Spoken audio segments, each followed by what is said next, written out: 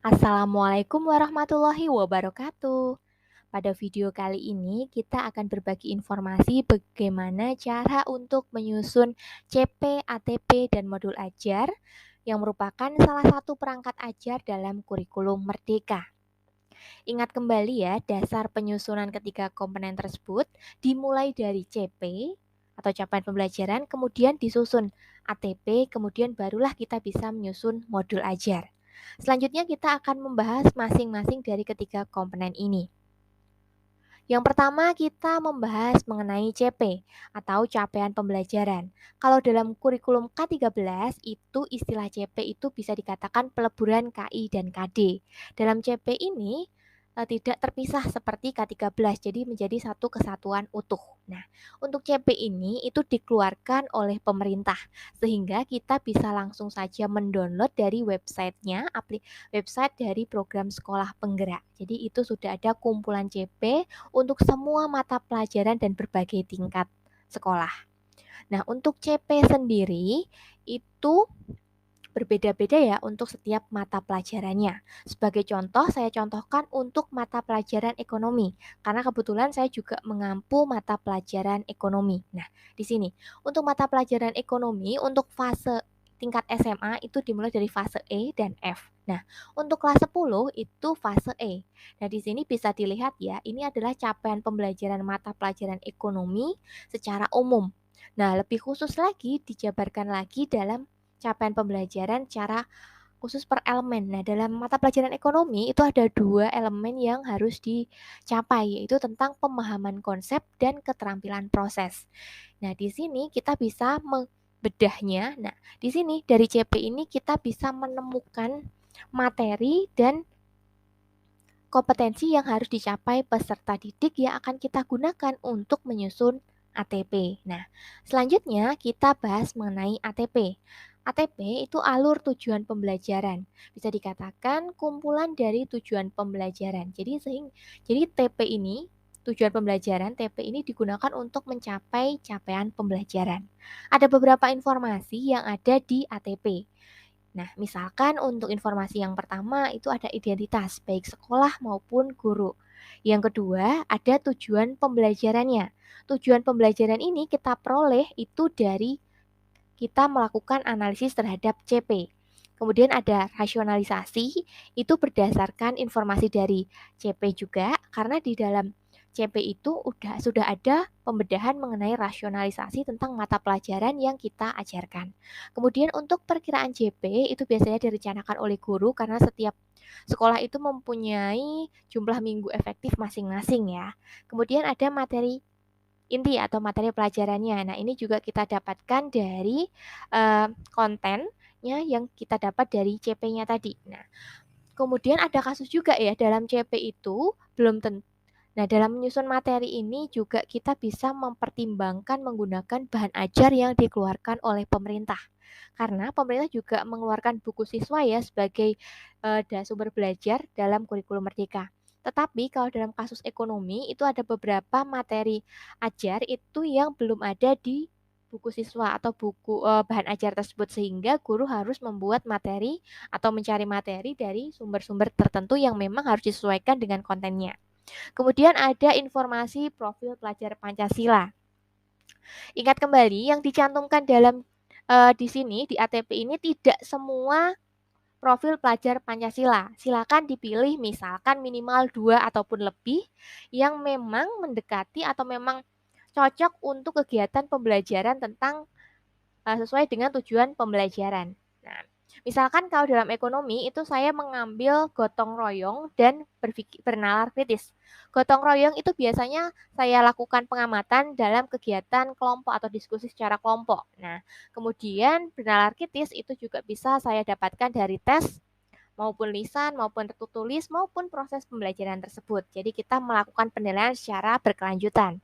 Yang ketujuh itu ada glosarium. Kemudian di sini ingat ya, ini bukan pedoman baku. Jadi apabila ada perubahan ataupun ada pengembangan tidak masalah. Karena setiap sekolah itu memiliki formatnya masing-masing karena kebutuhan supervisi ya. Ini hanya sebagai contoh untuk informasi yang harus ada di di ATP. Lanjut, nah ini bisa saya tampilkan bentuk dari ATP yang ada di sekolah saya. Nah, di sini ada bentuk ATP-nya.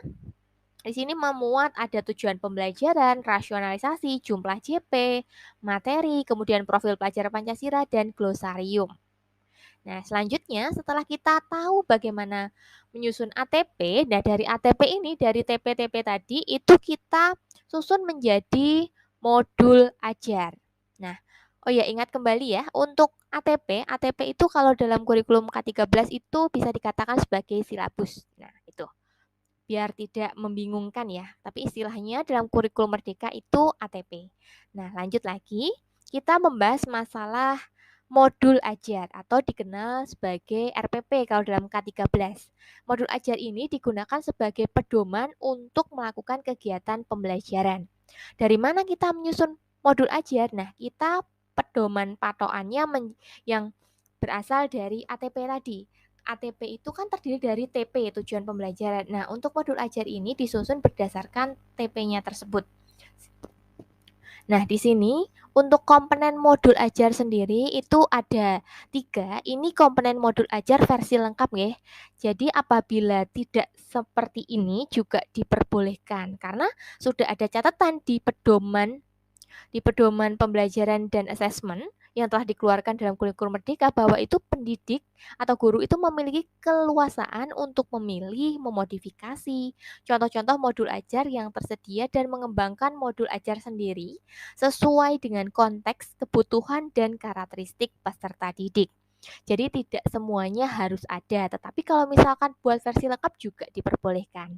Kembali lagi, karena setiap sekolah itu tentunya memiliki aturannya masing-masing. Jadi bisa disesuaikan atau malah mungkin kebebasan dari guru untuk membuat modul ajarnya. Yang penting untuk unsur-unsur komponen utamanya itu tetap ada. Misalkan nih dalam informasi umum wajib menyertakan yang namanya profil pelajar Pancasila. Nah, di sini kemudian kompetensi inti. Nah, ini ada tujuan pembelajaran, assessment, kemudian ada kegiatan pembelajaran, refleksi. Nah, seperti itu. Kemudian di lampiran juga ada LKPD, pengayaan remedial, bahan ajar, glosarium, daftar pustaka. Nah, ini merupakan versi lengkapnya. Nah, kalau di sekolah saya, ini contoh dari modul ajar yang saya susun untuk gambaran depannya ya. Nah, di sini komponennya bisa dikatakan lengkap. Yang kami susun itu kebetulan versinya versi lengkap. Nah, di sini bisa menjadi salah satu contohnya. Tapi kalau misalkan hanya yang memang dibutuhkan itu tidak masalah. Jadi kembali lagi ke sekolah dan guru yang mengajar. Nah, itu merupakan dasar dalam penyusunan CP, ATP, dan modul ajar. Nah, selanjutnya nanti kita akan praktik menyusun CP, ATP, dan modul ajar. Bagaimana cara menyusunnya? Nah, mari kita akan membahasnya. Pada video kali ini kita akan belajar bagaimana cara menyusun CP, ATP, dan modul ajar. Mungkin untuk menambah wawasan, kita bisa juga membaca panduan pembelajaran dan asesmen yang telah dikeluarkan oleh pemerintah dalam kurikulum Merdeka. Pastikan dalam menyusun CP, ATP, dan modul ajar, kita sudah mempunyai yang namanya capaian pembelajaran atau CP yang telah kita download sebelumnya. Kemudian setelah kita mendownload CP, kita buka untuk mata pelajaran yang kita ampu. Nah, untuk mata pelajaran misalkan saya contohkan untuk mata pelajaran ekonomi di sini. Nah, di sini sudah ada capaian pembelajaran mata pelajaran ekonomi. Nah, di sini sudah dijelaskan mengenai informasi mengenai rasionalisasi mata pelajaran ekonomi, kemudian ada tujuan, dan kemudian juga ada capaian pembelajaran di kelas 10 dan kelas 11 yaitu fase E dan fase F. Nah, di sini langsung saja ya, kita mencari yang mana sih yang dikatakan CP dalam mata pelajaran ekonomi. Nah, di sini CP mata pelajaran ekonomi setiap fase. Karena kebetulan saya mengajar di kelas 10, jadi untuk mata pelajarannya di fase E. Nah, di sini ini merupakan CP umum dari mata pelajaran ekonomi. Kemudian di sini juga ada fase E berdasarkan LMR untuk CP-nya. Nah, di sini yang secara konsepnya. Nah, itu merupakan CP yang saya cantumkan ke dalam format yang disesuaikan sama sekolah karena kebetulan untuk di sini diseragamkan, tapi bisa juga misalkan formatnya tidak seperti ini. Nah, di sini sudah saya tinggal copy paste dari file CP semuanya. Nah, tinggal di copy paste ke halaman dan kita susun. Nah, disesuaikan dengan formatnya. Nah, seperti itu. Itu untuk menyusun CP-nya. Kemudian lanjut ya untuk menyusun TP, ATP atau alur tujuan pembelajaran. Nah, di sini kita lihat untuk TP yang saya susun ada 12 ya. Untuk nomor ini bisa dikasih, bisa tidak ya. 10 ini menunjukkan kelas dan ini urutannya. Kalau dari saya memang sengaja saya buat urutan agar memudahkan saya untuk mencari. Nah, di sini bagaimana cara menyusunnya? Nah, di sini saya lebih perhatikan ke dalam di sini saya fokus ke pemahaman konsepnya. Terkait pemahaman konsep, nah di sini pada akhir fase, peserta didik itu mampu memahami kelangkaan sebagai inti dari mata pelajaran ekonomi. Nah, dari sini sama nggih. Nah, di sini juga terkait tentang kebutuhan dan keinginan, ada kaitannya. Nah, untuk mencapai capaian pembelajaran ini, saya turunkan ke tujuan pembelajaran bahwa dalam memahami masalah ekonomi kelangkaan itu ada beberapa materi yang perlu dipelajari. Nah, yang pertama itu ini saya breakdown. Yang pertama itu menjelaskan konsep dari ilmu ekonomi sendiri.